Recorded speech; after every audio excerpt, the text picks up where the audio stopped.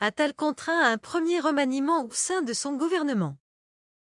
Après une attente de près d'un mois, les claquements de porte de François Bayrou et des fuites au compte-gouttes dans la soirée du 8 février, le nouveau gouvernement Attal a été annoncé au complet à 20h30, ne faisant l'objet que d'un communiqué de l'Élysée. La principale surprise vient de la nomination de Nicole Belloubet à l'Éducation nationale.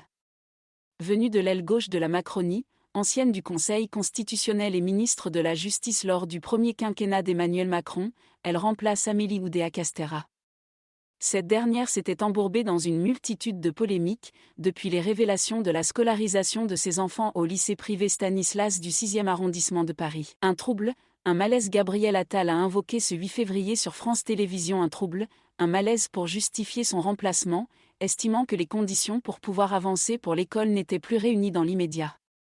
Amélie Oudéa-Castéra conserve toutefois son marocain initial du sport, avec les Jeux olympiques en ligne de mire. Nicole Belloubet, considérée comme une technicienne davantage que comme une politique, évoluera sous le regard attentif et permanent de Gabriel Attal, qui après son passage éclair rue de Grenelle à la rentrée 2023, a promis de donner la priorité aux sujets éducatifs.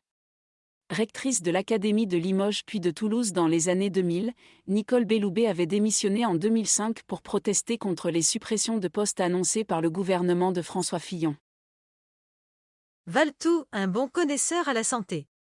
Autre nomination très regardée, mais moins surprenante, celle de Frédéric Valletoux, ministre délégué à la Santé.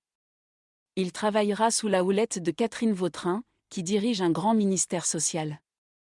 Le nom de Frédéric Valletoux, député Horizon et maire de Fontainebleau jusqu'en 2022, revenait en boucle depuis quelques années déjà pour ce poste. Il connaît en effet bien le secteur, puisqu'il a présidé la Fédération hospitalière de France, FHF. À ce titre, il s'est toujours montré assez offensif à l'encontre des médecins libéraux. À Bercy, Roland Lescure parvient à élargir son poste de ministre délégué à l'industrie en y adjoignant l'énergie. L'opération n'était pas gagnée, ce macroniste de la première heure avait fait part de ses états d'âme après le vote de la loi immigration retouchée en profondeur par les LR, ce qui lui avait valu les foudres de l'Élysée. Plusieurs membres de l'équipe gouvernementale d'Elisabeth Borne ne sont pas reconduits, comme Carole Grandjean, enseignement et formation professionnelle, Olivier Becht, commerce extérieur, Laurence Boone, affaires européennes, Agnès Firmin-Lebaudot, santé. Carole Grandjean avait annoncé jeudi sur le réseau social X avoir fait part à Emmanuel Macron et Gabriel Attal de son choix de ne pas exercer de nouvelles fonctions ministérielles. Changement au logement.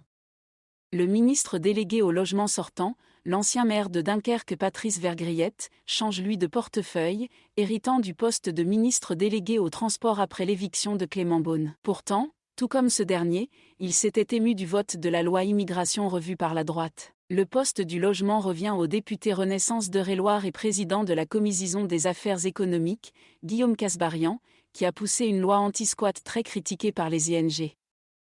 Il travaillait à l'Assemblée à une nouvelle loi de libéralisation de l'économie, à l'image de celle mise en place par Emmanuel Macron dès son arrivée au pouvoir en 2017.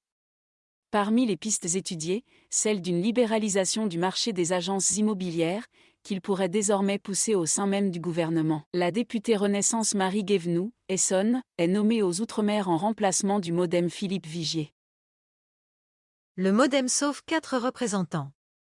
Fadila Khattabi, qui était chargée des personnes handicapées dans le précédent gouvernement, est nommée à l'autonomie et aux personnes handicapées. La députée, MoDem, de Savoie, Marina Ferrari, hérite du portefeuille des affaires européennes. Le centriste Jean-Noël Barrot, MoDem, ministre délégué sortant du numérique, est pour sa part ministre délégué en charge de l'Europe. Ainsi, le MoDem, dans la tourmente après le refus de François Bayrou d'entrer au gouvernement, compte finalement 4 représentants avec le ministre de l'Agriculture, Marc Fesneau.